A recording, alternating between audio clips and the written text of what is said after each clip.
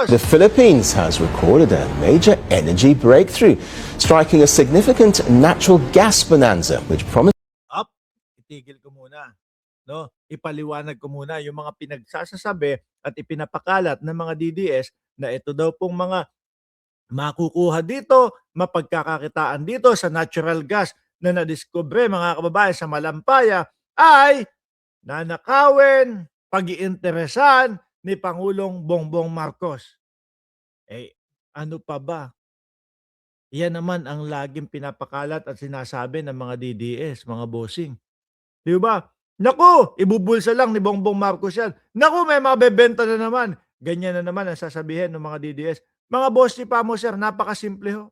Hindi na po ihahayag, hindi na po ibabalita at hindi na po ipapaalam sa mamamayang Pilipino yung natural gas na nadiskubre ho, mga kababayan, kung nanakawin niya. Di ba, si Rokansaki, at Corazon Villar, Ardayan, at I Love You Baby M? Hindi na, edi sila-sila na lang, wag nang isa publiko ito. No? Magkakaroon pa sila ng ideya na meron tayong bagong pagkukuhanan ng natural gas. Magkakaroon pa sila ng ideya na baka ito ibenta natin sa ibang mga nasyon. O di po ba? Pero dahil po open ang Pangulo at dahil po hayag sa ating lahat ang ating Pangulo, ibabalita yan para sa ganon alam ng bawat Pilipino, mga bossing. Tuloy natin ha. Sandali lang bago ko ituloy. Yung Vice Presidente ba tungkol saan sila nababalita? Yan kagaya ng mga Duterte. Simulat sa pool pa naman ho, mga boss G Pamo, sir. Kampanyahan pa lang po nung 2020 2016 2022 election. 2016, no? 2016 election, kampanyahan pa lang ho, mga kababayan, kalat na kalat sa buong mundo ang ibinabalita, mamamatay ang dating Pangulong Duterte. Kami naman na dati pa na nakatira sa labas ng bansa, todo tanggol pa kami. Tapos ito yung mga nakikita natin, sumasambulat sa kaalaman natin na napakadami pala na nabibiktima o nabiktima nung panahon ng EJK. Yun ang pagkakaiba nitong dalawang leader natin. Yung isa, madalas mapabalita in good news.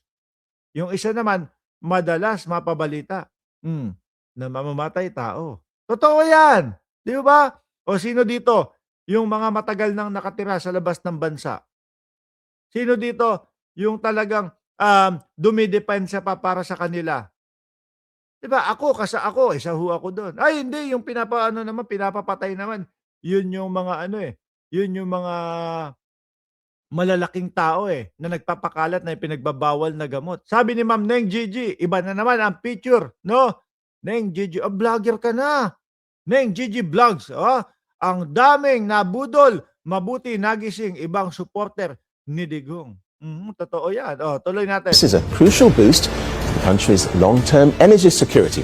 Philippines President Ferdinand Marcos Jr. has announced a Philippines long-term security in energy. Sandali, yung kay Lebiste. Yung pangako nung kay Lebiste, no? 100% napunta sa 2% lang daw. Yun po ay ang sabi ng Department of Energy. Kaya wag magagalit sa atin si Lebiste. Kasi nagbabanta si Lebiste, mga kababayan. Mamaya ipapakita ko sa inyo yung pagbabanta ni Lebiste, ha? natural gas discovery at the Malampaya East 1 gas complex, known simply as NAE1. It's located about 5 kilometers east of the existing field off the coast. Biruin nyo, no?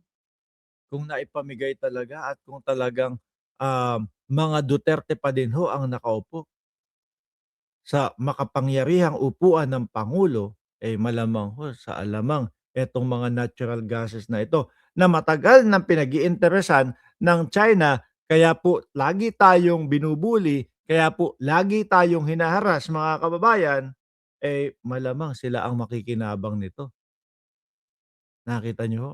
Mabuti at mabuti na ang ating Pangulo ngayon marunong tumindig, alam kung ano yung mga ipinagtanggol, alam kung ano ang ibinuwis ng ating mga ninuno.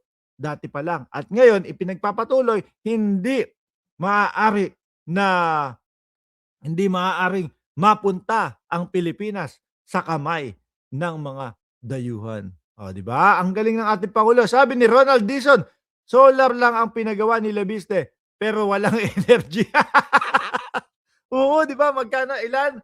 11,000 daw? Oh, isa yan sa pakay ng China. Oh, iyakan muna. Naku, malungkot yung mga DDS. Mapapagalitan kayo. Mga DDS, bakit?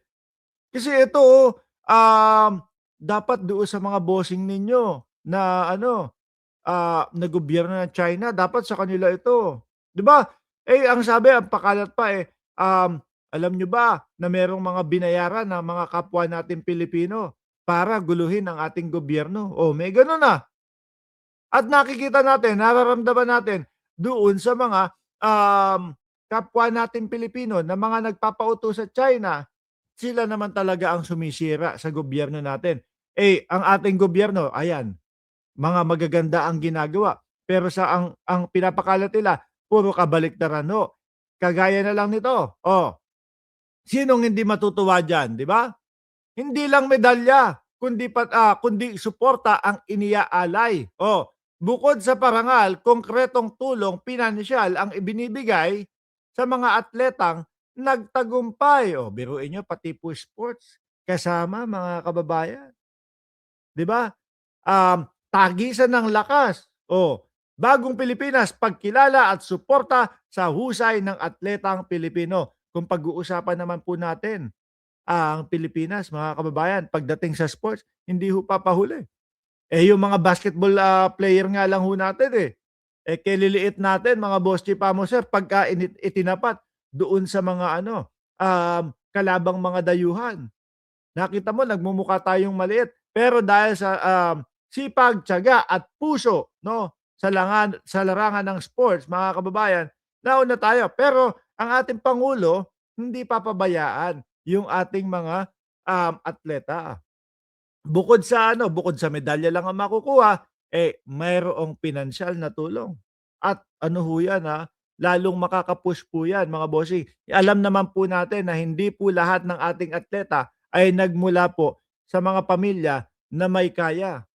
Karamihan po sa kanila ay doon sa mga probinsya. Sabi ni Ardayan, maraming government cash gifts awaits our sportsmen and women. Mga ibang atleta natin, galing po doon sa galing po sa mga probinsya, talagang sinisikap at talagang ginagalingan lang ho. Eto ho, mga kababayan, although alam ko naman yung iba sa inyo gusto talagang yung balitaktakan tsaka talagang mariin ng banatan eh, no? Eto po, kaya isine-share natin. Para po kapagka kayo ay tinanong ng mga DDS, nasaan ang mga nagawa ni Presidente? Nasaan ang mga maganda kay Presidente? Alam nyo sumagot